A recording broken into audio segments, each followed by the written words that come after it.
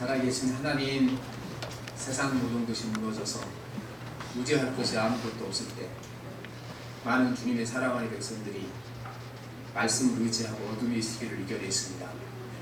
오늘 선포된 말씀을 의지하고 붙잡고 어둠의 시기 지나기까지 승리하도록 도와주시옵소서. 예수님 이름으로 기도합니다. 아멘. 지난주 월요일날 코로나19 이후 한국교회라는 주제로 총회 주관으로 토론을 많이 했습니다. 온누리교회에서 300명 목사님들 모여서 회의를 하고 토론을 했습니다. 이제 그날 행사가 끝난 다음에 마지막에 거기 전에 총회 행사에서는 안 하던 행사를 한 가지 했습니다. 행운권 추천을 하는 겁니다. 그날 제가 알기로는 노예 총회 행사로 행운권 추천을 아무도 안 해줬으니까 아마 이 어두운 시기에 희망을 주려고 한 것 같아요. 그래서 그날 상품이 10개의 넥타이 큐나고 2개 20만원짜리 여기 화장품 세트, 마지막 1등상은 태블릿 PC 그렇게 됐죠. 근데 그 넥타이 큐날 때 우리 노회장님 장모님이잖아요. 자기가 당첨되니까 자기 남편을 만들어 저거를 가지라고 주시는 거예요. 그런데 이제 다 끝나고 하이라이트가 남았잖아요. 마지막 행운이 이게 누구한테로 돌아갈까 하고 사람들이 관심을 기울이고 있는데 마지막 거니까 이제 총회장이 와서 뽑죠, 목사님이. 그런데 서울 관악로의 마문철 목사. 그래서 그날 그 행운권 1등을 제가 받아왔습니다. 그 사실은 그 경제적으로는 별 의득이 없어. 왜냐하면 그게 노예 목사님 장면에서 소문이 나가고 커피 사달라는 사람이 많아가지고 다 사주고 나면 이적장인 것 같은데 그거보다도 제가 아주 중요한 어떤 그 하나를 깨달았어요. 저는 뭐 초등학교 때 이렇게 소풍 가서 보물찾기에도 되게 잘한 거죠. 저한테 해보다고 나면 이 거리가 별로 없는 그런 삶을 살았거든요. 그날도 원래다가 같이 간 사람들이 앉아있으면 끝까지 앉아있는 얘기가 되더라고요. 그래서 가만히 생각하는 게 과거에 안 되고 오늘 안 된 것이 내일도 안 된다는 증거는 아니다. 그러니까 많은 사람들이 그렇게 생각하잖아요. 과거에 안 되고 오늘까지 안 됐으니까 미래도 안 될 거다. 그 거꾸로 생각하면 여태까지 안 된 것이 오늘 되기 위한 과정이 있잖아요. 그래서 되게 하나님께서 복을 주시면 이 담임 목사가 받은 복을 교인들이 주시거든요. 그러니까 오늘부터 여러분들이 이제 여태까지 안 된 것들이 될 줄 믿습니다. 과거에까지 돌아서서 아유 나는 행사가 안 된 건데 되겠냐. 나한테 됐으면 오늘부터 되는 거예요 이제. 그러니까 모든 일이 마지막 끝에 승리를 하고 나면 그 이전에 있었던 모든 일은 사실은 승리를 위한 과정이 됩니다. 뭐 넘어지기도 하고 쓰러지기도 하고 있지만 끝에 가서 성공하게 되면은 성공한다는 과정이 되는 겁니다. 그런데 끝에 가서 망하면 전에 아무리 잘하고 잘 된 것도 그게 멸망의 증거나 실패의 어떤 과정이 되는 거죠. 우리 2002년 월드컵 때 8강전이 이탈리아하고 대한민국이 이렇게 이제 대결을 하게 됐습니다. 근데 그때 후반 43분까지 1대0이니까 대부분의 사람들이 끝났다 하고 이제 아유 잠이나 자자 그러고 잠자러 다 들어갔어요. 근데 조금 있다 보니까 막 이렇게 박수를 막 치면서 깜짝 일어났죠. 일어나 보니까 1대1이 생긴 거예요. 그때 이제 어떻게 되나 보고 자고 봤더니 연장전에 한 골로 2대1 이긴 거예요. 그렇죠? 그런데 그 다음날부터 이 방송국에서 이탈리아 한국전을 계속 보내주는 거예요. 그 사람들이 지겹다가 말하는 사람이 아무도 없어요. 그거 방송국에 전화하는 사람도 없고. 그 과정을 보면 한 골을 줄 때도 있고 또 밑으로 올 때도 많은데 보는 사람들이 너무 마음이 편한 거예요. 왜 편한지 압니까? 저 끝에 가면 이기는 건데 뭐 걱정할 일 하나도 없잖아요. 끝에 가면 이기는 건데 우리가 신앙생활을 한다는 것이 여러분 여기 있습니다. 기독교 신앙생활하는 것이 우리 주님께서 우리에게 세상에서 넘어지기도 하고 실패하기도 좌절을 하지만 내가 마지막 승리를 내를 보장한다.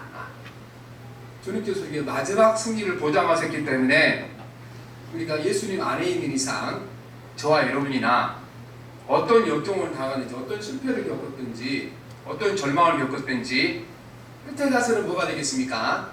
승리로 가는 과정이 될 줄 믿습니다. 아멘. 그럼 모든 삶도 오늘까지 들렸던 모든 삶도 여러분이 끝까지 예수 그리스도 안에만 있게 되면 끝에 가서는 다들 승리로 가는 과정으로 끝나게 되고 축복의 시간으로 다 바뀌게 될 것입니다. 아멘. 예수님이 십자가에 죽으신 것도 사실은 그와 비슷합니다. 영화에 보면 상대방보다 실력도 뛰어나고 자기한테 뭐 총도 들어오고 그런데도 불구하고 그 총을 내려놓고 또 자기보다 실력이 훨씬 못한 사람한테 무릎을 꿇고 지는 사람들이 있잖아요. 왜냐하면 자기가 사랑하는 사람이 인질로 잡혀 있으니까 그 사람 살려내려고 자기 실력도 총도 다 내려놓고 그 사람한테 무릎을 꿇고 상대방에게 내릴 맡기다가 큰 곤욕을 칩니다. 예수께서 십자가 지신 것이 바로 이와 같은 상황인 것입니다. 인간이 범죄가 저지른 다음에 인간에게 사망이 들어가죠. 사망. 사단이 인간이 언제나 죽게 된다는 이 사실을 이제 붙잡고 늘 사람들을 자기 손아귀에 넣고 자기 마음대로 움직이려 하는 겁니다. 그래서 모든 인간들이 이 사단의 손에 들어있으니까 죄에 부착해 있으니까 예수님께서도 함부로 그 권력과 능을 쓰지 못하잖아요. 그래서 하늘의 권세와 모든 능력을 내려놓고 이 땅에 가장 천한 사람 모셔서 온갖 수모와 수치를 다 겪으시고 십자가에 죽으시고 부활하시고 승리하시게 된 것입니다. 이제 예수님 부활하셔서 승리하시므로 말미암아 예수님이 죽음으로 죽음을 이겼기 때문에 더 이상 사단 우리를 지배하지 못합니다. 우리의 승리는 벌써 끝났습니다. 예수님이 십자가 지셨을 때 이미 끝났습니다. 그분이 죽음으로 죽음을 이기셨기 때문에 끝났습니다. 그분이 죽으셨다가 다시 살아서 지금도 살아계시기 때문에 그 싸움이 끝났습니다. 하지만 우리에게 아직까지 마무리하는 과정이 남아있죠. 마지막 승리를 마무리하는 날이 남아있습니다. 그래서 우리는 끝까지 예수 그리스도의 편에 서 있어야 되는 것입니다. 우리가 조선시대에는 당파 싸움이 많았잖아요. 근데 당파 싸움 할 때 이제 뭐 소신이 분명해서 나는 뭐 죽어도 좋다 이 길로 간다. 이념과 사상이 확실한 사람들은 고민이 안 되죠. 죽음을 걸고 하니까. 근데 뭐 그런 사람이 몇 사람이 됐겠어요. 다 국가 관료해도 다 먹고 살려고 하는 거고 세상 잘 살려고 하는 건데 성공하려고 들어간 건데. 그래서 사고가 일어나게 되면 많은 그 관료들이 이제 고민하죠. 어느 편에 서야 승리할 건가? 이거 패배하는 쪽에 서게 되면은 끝나게 되거든요. 자기만 끝나는 것에는 가족들까지 멸문야주 되는 거니까 선택을 잘해야죠. 수반에서는 선택을 잘못했다가 이 지는 편을 선택했다가 인생이 막히잖아요, 말이잖아요. 근데 우리는 이런 걱정할 필요가 없습니다. 예수 그리스도는 이미 승리하셨고 지금도 승리하고 계시고 끝내 승리할 줄 믿습니다. 그래서 오늘 말씀이 이제 사단과 예수님의 싸움이 이제 계속 이어지잖아요. 근데 오늘 말씀이 선언합니다. 선언. 마지막 전투에서 주님이 사단에서 멸하서 크게 승리할 거다. 그래서 오늘 주제의 말씀이 14절 말씀입니다. 14절을 다시 한번 봅니다. 시작. 그들이 어린 양과 독으로 싸우려니와 어린 양은 만주의 주시요 만왕의 왕이시요 그들을 이기실 터이요 또 그와 함께 있는 자들 또 부르심을 받고 택하심을 받은 진실한 자들이 이기리로다. 악인들에게 하나님께서 계속해서 지금 3대 재앙 내렸잖아요. 7 봉인, 그 다음에 7 나팔, 7 대접을 내렸잖아요. 그러면 이 악인들이 회개한 것이 아니고 시간이 지나갈수록 하나님께 대하여 예수님께 대하여 이를 갈고 달려드는 거잖아요. 그래서 이제 사단이 마지막으로 주님과 이제 한번 대전을 벌이려고 다 지금 준비하는 과정이 사실 10장에 나와 있는데 사단이 와서 예수님이 대적하겠지만 어린 양을 이기지 못하는 거다. 그는 어린 양처럼 그냥 만왕의 왕이시고 만주의 주시오 온 세상을 다스리는 권세와 능력자라고 말씀하십니다. 그런데 오늘 말씀이 보면 이 승리자는 예수님만 승리할 것이 아니고 부르심을 받고 택하심을 받은 진실한 자들도 이기리로다 말씀하십니다. 예수님 편에 선 사람 모든 사람이 승리자가 될 줄 믿습니다. 예수님 편에 선 우리 모두가 다 승리자가 되게 되는 것입니다. 예수님께서 많은 사람이 조국할 때 침묵하셨습니다. 돌에 태워져 죽고 그 다음에 사자에 찢겨 죽을 때 사람들이 많이 구해달라 기도했죠. 그런데 대부분 아무 일도 안 일어났어요. 천둥번개도 치지 않았고 하늘에 천사도 내려오지 않았고 그저 죽어갔죠. 주님 왜 가만히 계셨습니까? 주님 걱정하지 않죠. 그분에게는 죽음에서 생명을 주실 수 있는 능력과 권세가 있었으니까 그 죽음조차도 이거는 승리로 가는 과정이거든요. 더 큰 승리를 얻기 위한 과정이기 때문에 성도들이 죽어가는 모습을 보고 주님께 직접 간섭하지 않으시고 보고 계셨던 것입니다. 죽음 후에 살리시는 권세가 있고 그 죽음조차도 승리로 가는 과정이기 때문에 그렇게 놔두신 것입니다. 예수님 당시에 또 이제 이 요한계시를 쓰실 당시에 세계 최대 강국은 바로 로마였습니다. 그리고 이렇게 예수님 산을 박해하고 예수님을 박해하는데 나라가 힘이 약해지기는커녕 점점점 나라가 힘이 강해지고 국력이 신장되어 있습니다. 이렇게 국력이 신장되어 가는 로마이지만 예수 그리스도는 이기지 못할 거다 말씀합니다. 그래서 요한계시록에 보면 바벨론이라는 말이 많이 나오는데 이 요한계시록의 바벨론은 모두 다 우선적으로 노마를 가리키는 겁니다. 이 요한계시록을 써서 지금 교회마다 회람처럼 돌렸잖아요. 근데 거기다가 노마가 망한다 이렇게 되면 그 책이 살아남겠습니까? 우리나라는 그보다 덜 독재가 돼도 뭐 유신정권 시대에 정권을 조금 거스린 책들은 다 거둬들이 있잖아요. 안 되지. 그러니까 노마 대신 이제 바벨론이라고 이렇게 쓰여진 것입니다. 그리고 우리 이제 그 9절 말씀 보면 9절 말씀 같이 봅시다. 시작. 지혜는 빛이 열리시니 목걸이는 여자가 앉은 7산이 오고 있어. 이 바벨론이 노마의 것을 말씀합니다. 왜냐하면 이 노마의 창시자 로물루스가 이탈리아 한 지역에 노마를 처음 거기다 왕궁을 세웠는데 그 지역이 7개의 야트막한 산으로 되어 있습니다. 지난번 제가 유럽 여행 때 갔더니 그 궁이 있잖아요, 그렇지? 그 콜로세움 바로 이쪽이 거기 이제 옛날 궁토가 남아 있는데 거기에 야트막 7개 산으로 되어 있어요. 그래서 7개 산 그러면 되게 이때 당시 사람들 로마를 가리키는데 알고 있었으니까 이제 7개의 산 위에 앉은 여인이라고 이렇게 표현하고 있는 것입니다. 이처럼 사단은 강력해 보이지만 하나님을 이기지 못하는 것입니다. 사단은 언제나 예수님처럼 자기를 위장하는 것입니다. 그래서 예수님께서 항상 그 7이라는 숫자를 사용하셨죠. 7은 완전 숫자니까 맞죠? 그리고 10은 만수이기 때문에 그렇습니다. 근데 사단도 역시 이 숫자를 사용한다. 7과 10을 사단도 사용하는데 오늘 17장 17절 보면 봅니다. 시작. 천사가 이제 왜 17장 7절 왜 놀랍게 얘기했느냐? 내가 여자와 그런 탄 7머리 10뿔과 짐승을 내게 비밀을 알게 하리라 그랬죠. 7머리와 10뿔을 가진 짐승이라 이렇게 말하죠. 그리고 13장 11절에도 보면 내가 보면 다른 짐승이 땅에서 올라온 어린 양같이 2뿔이 있고 용처럼 말하다라고 했습니다. 겉모습은 누구를 닮았습니까? 예수님이 닮았죠. 그런데 이게 예수님이 아니고 하나님도 아니라는 증명을 하는 것입니다. 왜냐하면 보기에는 어린 양처럼 2뿔을 가졌는데 목소리를 들어보니까 아닌 거예요. 목소리를 들어보니까. 그래서 13장 11절에 2뿔이 있고 용처럼 말하더라. 뿔은 어린 양처럼 2뿔을 가졌는데 말은 용처럼 하니까 이게 탈로하는 거죠. 예수님처럼 보였지만 실제는 아니고 사단이라는 것이 탈로가 난 겁니다. 우리는 이 귀가 눈보다 훨씬 정확합니다. 귀가.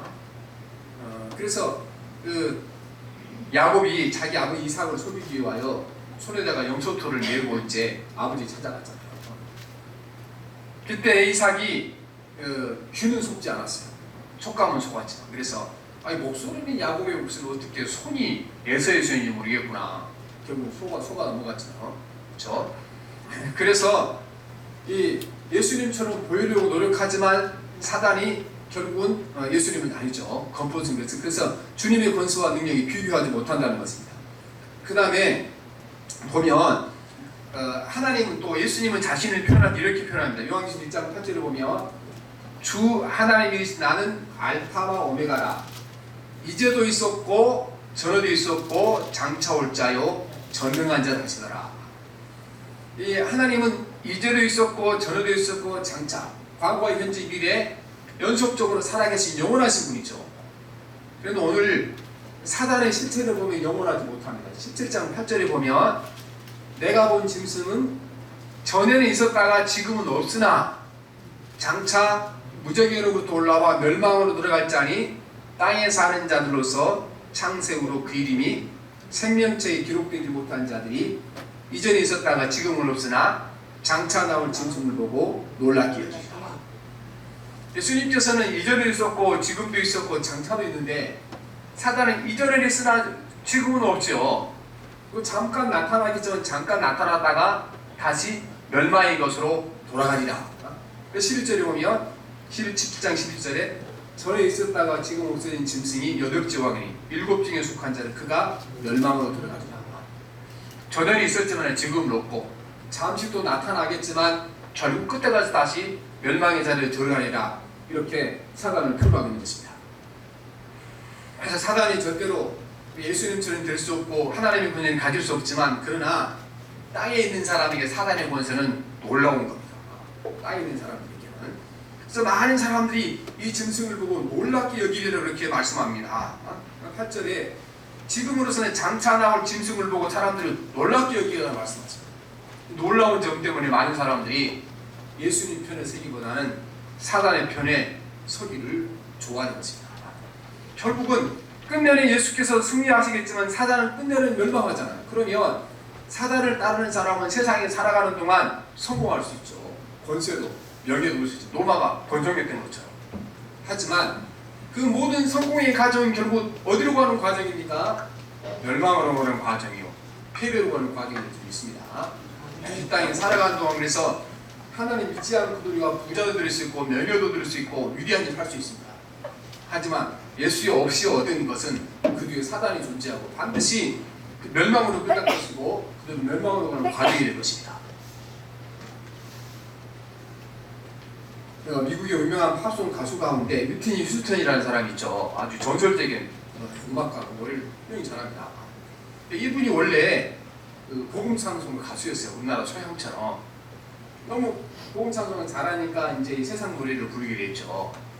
너무 크게 성공을 했죠. 세계적인 스타가 됐죠.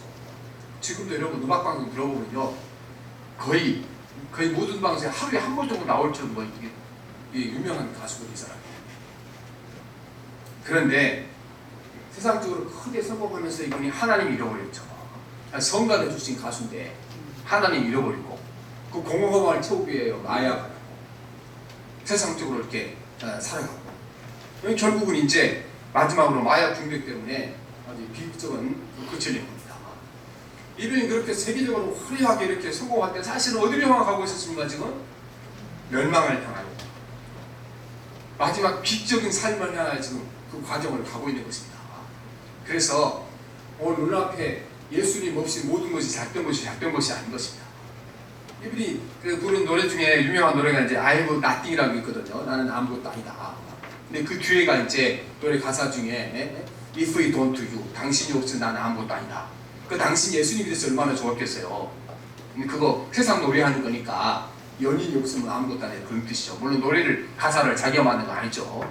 이분이 예수님 없으면 아무것도 아닙니다. 이 한 가지를 알았더라면 자기 노래처럼 자기 인생 끝이 I have nothing이 되지 않았을 텐데 왜 이렇게 되는지 너무나 이렇게 안타까운 것입니다. 그래서 여러분 우리가 예수 없이 세상에서 잘 나가는 거 아무리 잘 나가도 결국은 어디 과정입니까? 멸망을 향하는 과정입니다.